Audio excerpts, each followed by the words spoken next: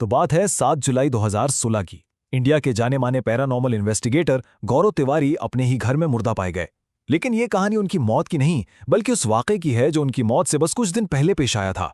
एक ऐसा केस जो उनकी तकदीर लिखने वाला था। चले देखते हैं कि आखिर ये राज था क्या। सोचें जरा, ये अल्फाज खुद गौरव तिवारी के थे। ये एक ठंडी खौफजदा कर देने वाली पेशगोई थी। वो जैसे जान चुके थे कि कोई अंधेरी ताकत उनके पीछे पड़ी है और वक्त तेजी से खत्म हो रहा है। उन्हें अंदाजा था कि अंजाम करीब है, लेकिन शायद ये नहीं जानते थे कि वो इतना भयानक होगा। तो सवाल यही है कि आखिर इन आखिरी दिनों में हुआ क्या था? वो कौन सा आखिरी केस था जिसने इंडिया के सबसे निडर घोस्ट हंटर को भी घुटनों पर ला दिया? आज हम इसी कहानी को खोलने वाले हैं और गौरव तिवारी के आखिरी सबसे खतरनाक केस को समझने की कोशिश करेंगे। गौरव इस वक्त शदीद परेशानी में थे। खिड़की से बाहर खिला में घूर रहे थे, जैसे किसी को ढूंढ रहे हों। तभी उनका फ़ोन बजा, और ये कोई आम कॉल नहीं थी। ये एक ऐसी कॉल थी जिसे वो नज़रअंदाज कर ही नहीं सकते थे। एक ऐसी कॉल जो उनकी ज़िंदगी का रुख बदलने वाली थी। पता है कॉल कहां से थी? जंगपुरी से, मिस्टर तनेजा नाम के एक शख्स की। उनकी आवाज में एक बाप की बेबसी और डर साफ झलक रहा था। उन्होंने रोते हुए बताया कि उनकी बेटी पर किसी चीज का साया है। उसकी आंखें काली हो जाती हैं और उसके अंदर से मुर्दम की आवाजें आती हैं। उनकी टीम मेंबर मानिया गौरू की हालत देखकर बहुत परेशान थी। वो कई रातों से सोई नहीं थे। मानिया ने उन्हें आराम करने को कहा, लेकिन गौरू की आंखों में एक अजीब सी जिद थी। उन्होंने फौरन जाने पर इसरार किया, जैसे उन्हें पता हो कि अब देर करने का वक्त बिल्कुल नहीं है। यहाँ गौरव का रवैया बहुत ही अजीब था। बात सिर्फ थकावट की नहीं थी, वो खौफजदा लग रहे थे। वो मुसलसल खिड़की से बाहर ऐसे झांक रहे थे जैसे उन्हें पक्का यकीन हो कि कोई उनका पीछा कर रहा है। मानिया की हर दलील के जवाब में उन्होंने बस इतना कहा, हमें अभी जाना होगा मानिया, ये केस वैसा नहीं है जैसा लग रहा है। और फिर उन्होंने वो फैसला किया जिसने मानिया को और भी हैरान कर दिया। उन्होंने कहा कि इस केस पर सिर्फ वो और मानिया जाएंगे, बाकी पूरी टीम को पीछे रहने का हुक्म दिया गया। आखिर ऐसा क्या था इस केस में कि वो अपनी पूरी टीम को खतरे में नहीं डालना चाहते थे? गाड़ी में जंगपुरी की तरफ जाते हुए जैसे मौत का सन्नाटा छाया हुआ था। गौरव की नज़रें सड़क पर थीं, लेकिन उनका दिमाग कहीं और ही भटक रहा था। आखिरकार मानिया से रहा नहीं गया और उसने पूछ ही लिया कि उन्हें कौन सी बात अंदर ही अंदर खाए जा रही है। गौरव ने जो जवाब दिया ना, इससे मानिया के वाकई रोंगटे खड़े हो गए। उन्होंने कहा, हमारे पुराने केसेस में से कोई वापस आ गया है।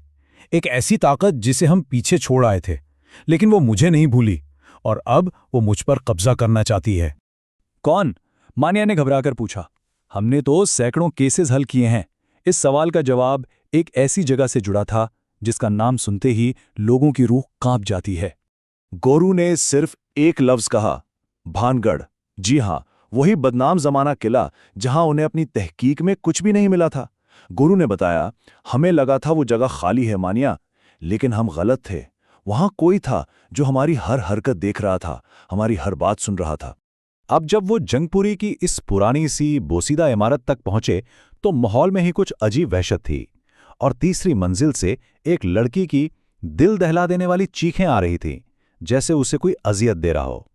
दरवाजे पर कांपते हुए मिस्टर तनीजा ने उनका इस्तकबाल किया, और एक अजीब बात हुई। जैसे ही गौरव ने फ्लैट के अंदर कदम रखा, चीखें एकदम बंद हो गईं। फिर उनकी नज़र दीवार पर लगी एक तस्वीर पर पड़ी जिसने सब कुछ साफ कर दिया। वो लड़की भानगढ़ के किले के सामने खड़ी थी। बाप ने बताया कि इसी ट्रिप के बाद उसकी हालत बिगड़ना शुरू हुई थी। गौरव जब कमरे में दाखिल हुए तो सामने का मंजर नाकाबिले यकीन हद तक खौफनाक था। वो लड़की बिस्तर पर बैठी थी और उसकी आंखें वो मुकम्मल तौर पर स्याह हो चुकी थी, और वो गौरव को देखकर मुस्कुरा रही थी। एक ऐसी मुस्कुराहट जैसे वो बरसों से इन्हीं का इंतजार कर रही हो। और फिर इस लड़की के जिस्म में जो भी था उसने गौरू से बात की। उसने कहा, बहुत वक्त लगा, लेकिन आखिरकार मैंने तुझे ढूंढ ही लिया। मुझे तेरी ही तलाश थी। उन अल्फाज ने गौरू के सबसे बड़े डर को सच साबित कर दिया। ये कोई आम केस नहीं था, ये एक जाती जंग थी। गौरू ने हिम्मत करके पूछा, कौन हो तुम? तो जवाब एक भारी गहरी आवाज में आया जो किसी एक की नहीं लग रही थी। उसने कहा, हम में से हर एक के यहां होने की अपनी वजह है। हम?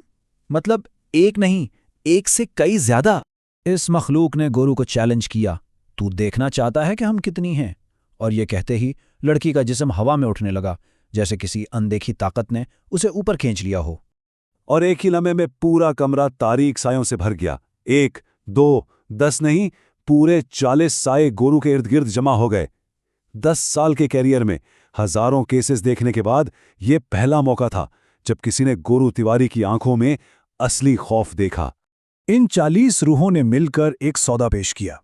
उन्होंने कहा, हम इस मासूम लड़की को छोड़ देंगे, लेकिन बदले में तुझे हमें अपने साथ ले जाना होगा। ये एक ऐसा सौदा था जिसकी कीमत खुद गोरू की अपनी रूह थी। इस मासूम लड़की की जान बचाने के लिए गोरू ने अपनी जिंदगी की सबसे बड़ी कुर्बानी देने का फैसला कर लिया। उन्होंने इन 40 रूहों की आंखों में आंखें डालकर कहा, मुझे तुम सबका सौदा मंजूर है।